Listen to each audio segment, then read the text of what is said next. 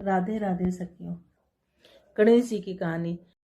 विष्णु भगवान लक्ष्मी जी के साथ विवाह करने के लिए जा रहे थे तो सारे देवी देवताओं को बुला लिया। सब देवी देवता कहने लगे कि गणेश जी को क्यों नहीं बुलाया। तो विष्णु भगवान जी बोले, दून दुलाली, सूंड सुंडाली, हाथी जैसा सूंड, मोटे मोटे कान, इसे साथ में ले जाकर क्या करेंगे। इसे तो घर की रखवाली के लिए छोड़ दो। बारात चली गई। इतने में नारद जी ने गणेश जी को भड़का दिया।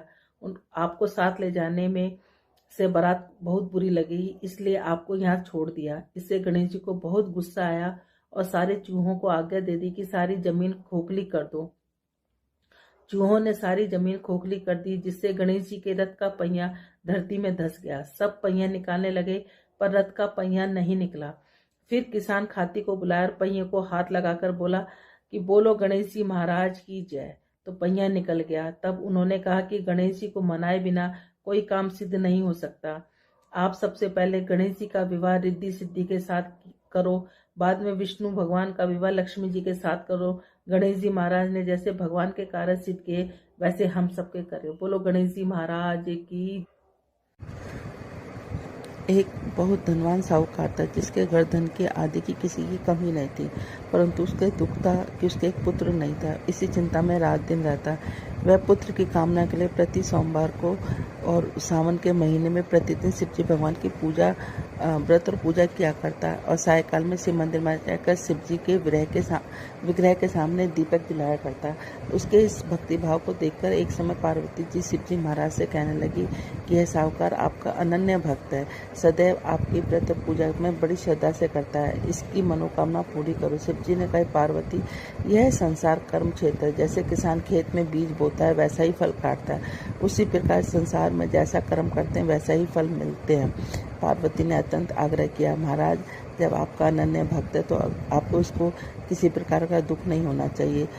जो इसको दुख है उसको अवश्य दूर करना चाहिए, क्योंकि आप सदैव अपने भक्तों पर दयालु रहते हैं, इसके दुखों को दूर करते हैं। मनुष्य आपकी सेवा में, यदि आप ऐसा नहीं करेंगे तो मनुष्य आपकी सेवा व्रत क्यों करेंगे। पार्वती के आग्रह को देखकर महाराज बोले, पार्वती, कोई भी पुत्र नहीं है, इस चिंता में यह अति दुखी रहता है। इसके भाग्य में पुत्र न होने से इसकी पुत्र की प्राप्ति का वर देता हूँ, परंतु यह पुत्र केवल 16 वर्ष का होगा। इसके पश्चात इसकी मृत्यु प्राप्त होगी, इससे अधिक मैं कुछ नहीं कर सकता। यह बात सुनकर साहूकार सुन रहा था। उसको न प्रसन्नता हुई न दुख हुआ। वह पहले जैसे ही शिव जी महाराज की पूजा व्रत करने लगा। कुछ समय व्यतीत होने पर साहूकार की पत्नी गर्भवती और 10वें महीने में गर्भ से उसे अति सुंदर पुत्र की प्राप्ति हुई। साहूकार के घर में खुशियां मनाए गए, परंतु साहूकार ने उसकी केवल 16 वर्ष की आयु जानकर अति प्रसन्नता प्रकट नहीं की और न ही किसी को भेद बतलाया। जब वह बालक 15 वर्ष का हो गया तो बालक को माता ने अपने पिता से विवाह आदि के लिए कहा कि साहूकार कहने लगा, यदि मैं इसका विवाह नहीं करूंगा। साहूकार ने कहा कि मैं अभी इसका विवाह नहीं करूंगा, अपने पुत्र को काशी पढ़ने के लिए भेजूंगा। फिर साहूकार ने अपने साले अथवा बालक के मामा को बुलाकर बहुत सा धन देकर बालक को काशी पढ़ने के लिए भेज दिया और कहा कि हर रास्ते पर तुम यज्ञ और ब्राह्मणों को भोजन कराते जाना। दोनों मामा भांजे यज्ञ करने ब्राह्मणों के भोजन कराते जा रहे थे। रास्ते एक नगर में पड़ाव पड़ा। उस नगर के राजा की बारात आई हुई थी, लेकिन वर पक्ष वाले वह भी थे, क्योंकि उनका वर एक आंख से काना था। अब वो एक ऐसे सुंदर युवक की तलाश में थे कि जो वो रात को उससे शादी कर ले और हम कन्या को लेकर अपने घर चले जाएं। जब उन्होंने मामा भांजे को देखा तो कहा कि हमें थोड़ी देर के लिए अपने लड़के को हमें उधार दे दो। उसने कहा, कहीं ऐसा भी होता है कि हम तुम्हें बहुत सा धन देंगे। मामा ने कुछ सोचते हुए उसको दे दिया। जब सारा विवाह संपन्न हो गया तो जब फेरे पड़ने लगे, सब विवाह संपन्न हो गया। वो भांजा बहुत सुंदर था, सब देखकर बहुत खुश हो रहे थे कि जो ना उस राजा की लड़की को कन्या वर बहुत अच्छा मिला है। अब जब सारा विवाह संपन्न हो गया तो वो उसकी चुंदरी में लिख के चला गया कि मैं एक साहूकार का बेटा हूँ, मैं काशी पढ़ने के लिए वहाँ विद्या प्राप्त करने के लिए काशी जा रहा हूँ। और राजा का लड़का तो काना है। कन्या अपनी चुंदरी पे अपने वर को कुछ लिखता हुआ देख रही थी। उसने जाकर देखा, जब सुबह विदा का समय आया तो उसने अपनी चुंदरी पर लिखा देखा। उसने कहा कि यह मेरा वर नहीं है, मेरा वर तो काशी पढ़ने के लिए गया हुआ है, राजा का लड़का तो काना है। उसने उसके साथ जाने से मना कर दिया। सारे में हाहाकार मच गया। राजा ने जब सच्चाई का पता चलाया तो उसको पता चल गया कि वो तो वाकई में ही काना है। उसको भगा दिया गया। अब वो, क्योंकि उस लड़की की किस्मत में सौभाग्यवती का योग था। वो 16 सोमवार किया करती थी। सावन के सोमवार व्रत पूजा विधि विधान से किया करती थी और व्रत की यही कहानी वो पढ़ा करती थी। अब वो मामा भांजे काशी के लिए चलती है। काशी पे यज्ञ पूरा करने के लिए जब वापसी में यज्ञ पूरा करने के लिए कर रहे थे तो क्या नाम है, एक दिन जब वह 16 वर्ष का पूरा हो गया तो उसके सिर में भयानक दर्द उठा। उसने कहा, मामा मैं थोड़ा सा आराम करने जाता हूँ, मेरे सिर में बड़ा भयानक दर्द उठ रहा है। मामा ने कहा ठीक है। अब वो आराम करने के लिए चला गया तो वो थोड़ी देर में मामा उसको या पूर्ण आहुति देने के लिए बुलाने आया तो देखा कि भांजा तो मरा पड़ा है। उसने सोचा मैं रोऊंगा चिल्लाऊंगा तो सारा यज्ञ खराब हो जाएगा। उसने अपने दिल पर पत्थर रखकर और सारा यज्ञ और ब्राह्मणों को भोजन कराने के बाद वो विलाप करने लगा। उसी रास्ते से शिव और पार्वती जा रहे थे। इतना विलाप देखकर पार्वती माता रुक गई। उन्होंने शिव जी भगवान से कहा, देखो कौन विलाप कर रहा है। तो वो कहने लगा कि कोई विलाप नहीं कर रहा है, ये विलाप वही कर रहा है जिसको 16 वर्ष की आयु संपूर्ण हो गई। उसने कहा, नहीं, बहुत करुणा कुंदन है, मैं तो जाकर देखूंगी। जाकर देखा तो पार्वती माता उससे कहने लगी कि आपको इसको जीवित करना ही पड़ेगा। जब शिव जी भगवान ने ध्यान करा तो देखा कि इसकी शादी तो उस लड़की से हो गई जो अखंड सौभाग्यवती जिसके भाग्य में है। अब उनको उस लड़के को जीवित करना पड़ा। उस लड़की को जीवन दान देने के बाद शिव पार्वती आगे चल दिए। वो लड़का वापस जा रहा था तो वहाँ उसी नगर से गुजरने लगा तो लड़की ने और उसकी सखियों ने पहचान लिया। वो पकड़कर राजा के सामने लेके आए। राजा ने सारी बात बताई, उसे बहुत सा धन दिया और अपनी लड़की को विदा कर दिया। इधर लड़के के माँ बाप दोनों छत पर चढ़कर बैठ गए। वो कहने लगे कि हम नीचे जब भी उतरेंगे, जब हमारा बेटा हमें लेने आएगा, नहीं तो हम यहीं से प्राण दे देंगे। इतने मामा नगर में पहुंचने के बाद उसने जाकर कहा कि चलो तुम्हारे बहू और बेटे आए। वो कहने लगा क्यों? वो करता है, मेरे भाग्य में तो 16 साल का बेटा था। मामा ने उसको सारी बात बताई। कहने लगा कि जो ना अखंड सौभाग्यवती लड़की की शादी होने की वजह से तुम्हारे बेटे की आयु पूरी लंबी हो गई है। अब दोनों सेठ सेठानी नीचे उतरे। उन्होंने अपने बेटे और बहू को खूब आदर सत्कार के साथ किया और कहा कि जो भी सावन के महीने में इस कहानी को रोज पढ़ेगा सुनेगा उसको भी अखंड सौभाग्यवती का फल मिलेगा, साथ में पुत्र पौत्र का फल मिलेगा। जैसे पार्वती माता शिव जी भगवान तुमने उसको दिया, वैसे कहते सुनते हमें और हमारे परिवार को सुनने और कहने वालों को सबको देना। बोलो भोलेनाथ की जय, माँ पार्वती की जय। तो हनुमान बाबा की जय। एक सावकर्णी हर रोज हनुमान जी के मंदिर जाया करती थी। वह चूरमे का लड्डू एक रोटी ले जाती, इतने और कहती, कांधे सोटा लाल लंगोटा, हनुमान जी के आते चूरमा रोटी खा लेते। अब तब वह कहती, मैंने तुझे जवानी में दिया, तू मुझे बुढ़ापे में देना। पूजा करने के बाद सावकर्णी घर आई। बहू बोली, सासू जी तुम चूरमा रोटी लेकर कहाँ गई थी? सासू जी बोली, बालाजी के मंदिर में जाती हूँ। बहू बोली, अब मंदिर मत जाया करो। सास कुछ नहीं बोली, न खाया न पिया, जाकर सो गई। सोते सोते 5 दिन हो गए। हनुमान जी सपने में आए। बोले, तूने मुझे जवानी में दिया, मैं तुझे बुढ़ापे में देता हूँ। बुढ़िया बोली, आज तो तुम दे दोगे, रोज रोज कौन देगा? हनुमान जी बोले, मैं रोज दूंगा। ब्राह्मणी ने चूरमा खा लिया। बहू के घर में कुछ भी नहीं रहा, सब चीजों में घाटा हो गया। बहू बोली, सासू देखू तो सही, 7 दिन हो गए, मैंने तो खाना भी नहीं दिया तो खूब मोटी हो रही है। बहू बोली, सासू जी मैंने तुम्हें खाने को भी नहीं दिया, तुम तो क्या खाते हो? सासू जी बोली, मुझे हनुमान जी मीठे मीठा चूरमा रोटी देकर जाते हैं, वह खाती हूँ। बहू सासू के पैर में पड़ गई। बोली, हम तो तुम्हारे भाग का खाते, हमारे घर में कुछ नहीं रहा, अब अपना घर संभालो। सास रोज चूरमे रोटी चढ़ाने लगी। फिर खूब धन हो गए। जैसे सास पर हन बाबा तुम टूटे, वैसे कहते सुनते सब पे टूटना। बोलो हनुमान बाबा की शपथ। भगवान शंकर ने ब्रह्मपुत्र से कहा, हे ऋषिवर, अब मैं तुम्हें धारण पारण व्रत के बारे में बतलाऊंगा। बोलो राधे राधे। आप सबका राधे सखिया चैनल में स्वागत है, जो आप सभी लोगों का चैनल है। और भगवान से प्रार्थना करते हैं भोले बाबा से कि आप सब लोग ठीक होंगे, सुरक्षित होंगे, अपने घरों में ठीक होंगे। बोलो राधे राधे। ये जो हमारी श्रावण महात्म की कड़ी चल रही है उसमें 25वां अध्याय पिठौर व्रत। गजाननं भूतगणातिसेवितं कपितजम्बूफलचारुभक्षणम् उमाततं शोकविनाशकारकं नमामि विघ्नेश्वरं पादपङ्कजम्। कर्पूरगौरं करुणावतारं संसारसारं भुजगेन्द्रहारं सदा वसन्तं हृदयारविन्दे भवन भवानी सहितं नमामि।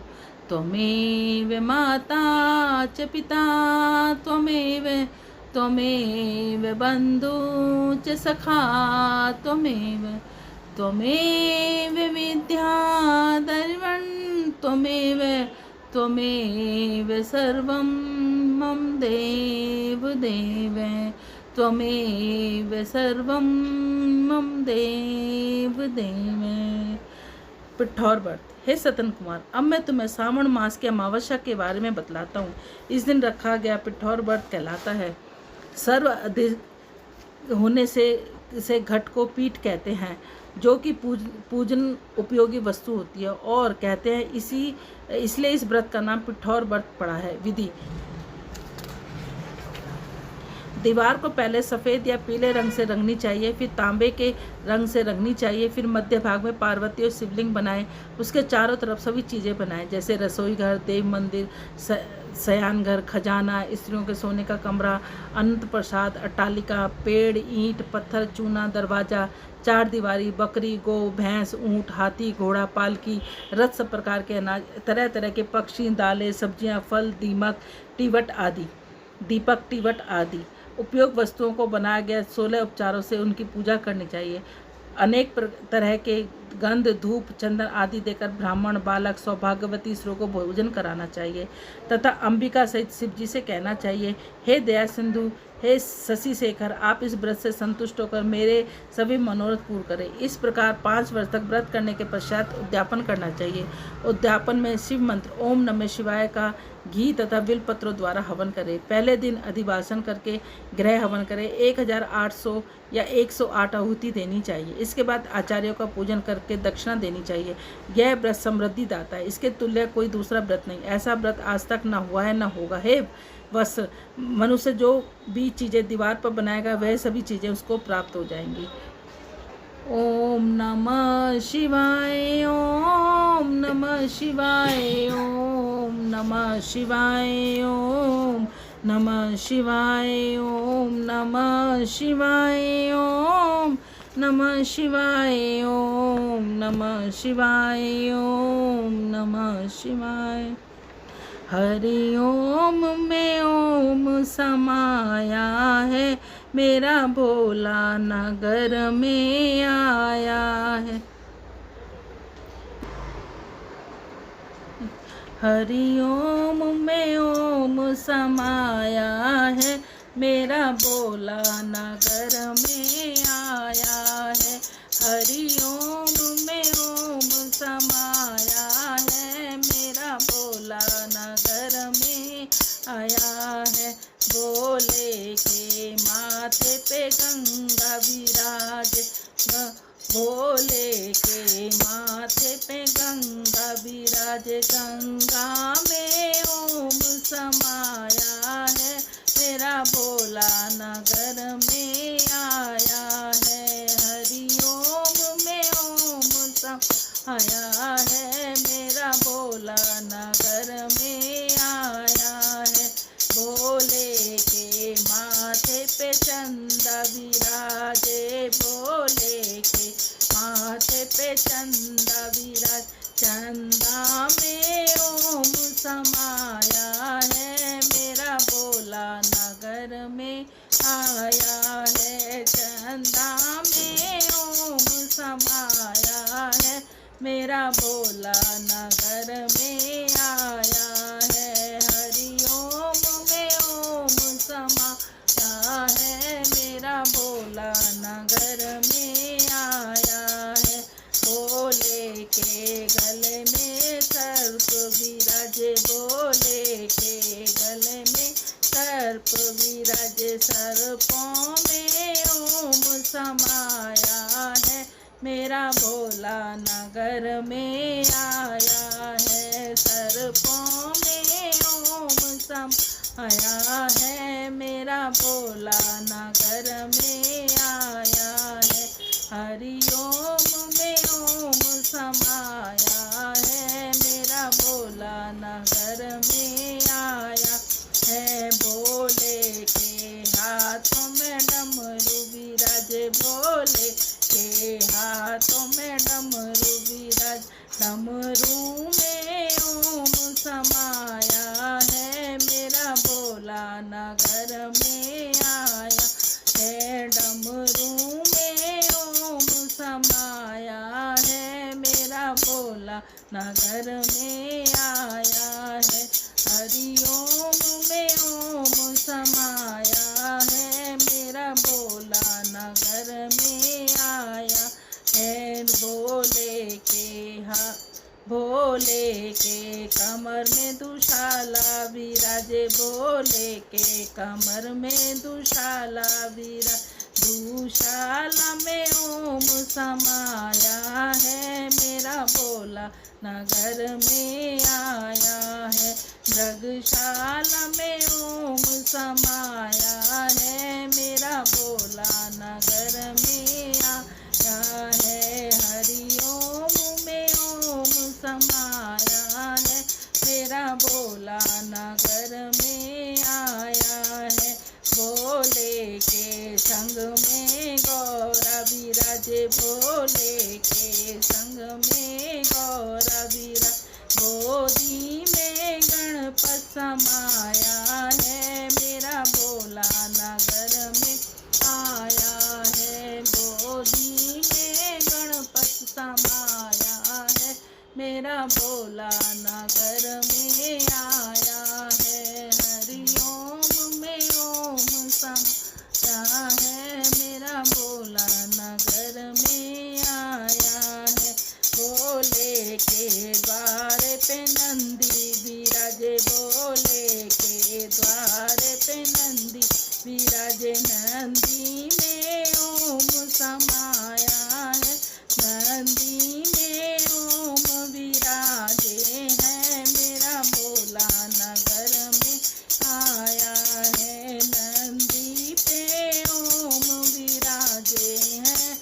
मेरा भोला नगर में आया है। हरिओम में ओम समाया है। मेरा भोला नगर में आया है।